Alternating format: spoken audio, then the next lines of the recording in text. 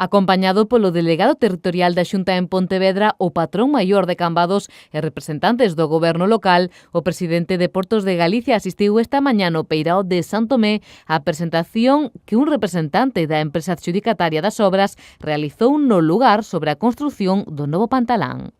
En principio, o traballo en obras era aproximadamente aquí, porque hai outro traballo previo que se fixo no taller, que é a fabricación dos pantaláns fines e demais, pero levará aproximadamente unhas 3-4 semanas como moito, se o tempo nos acompaña. Desde o momento de iniciar. Exactamente.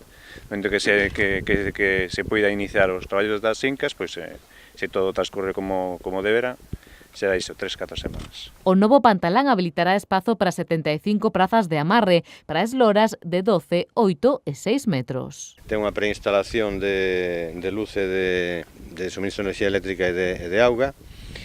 Terá unha pasarela de acceso, creo que son 20 metros, me parece, a longitude da pasarela de acceso, digamos, ao Pantalán, que vai ir perpendicular ao muelle, e despois, paralelo, despois vai un perpendicular para, co diseño que se fixo no seu día, dar cabida a esas O presidente de Portos destacou tamén que esta actuación, orzamentada nuns 200.000 euros, é un importante paso para a ordenación das dársenas, así como para a mellora da seguridade nos peiraos.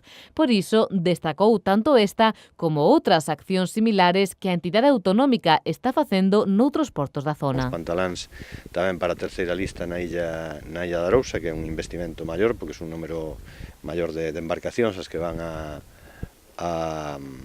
beneficiarse. Están precisamente estes días co hincado dos pilotes.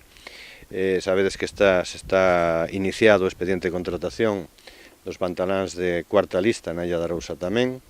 Recientemente vimos de instalar un dique flotante de 80 metros lineais, tuvera o delegado tamén con nós en Portonovo, e tamén no propio ría de Arousa estamos coas obras dos pantaláns de terceira lista en Cabo de Cruz, tamén para cerca de 2 centenares de embarcacións, e outro dique flotante de abrigo na dársena norte do porto de Santoxía de Ribeira. En total, Portos de Galicia está executando preto de 6,5 millóns de euros neste ámbito dentro das dársenas da ría de Arousa.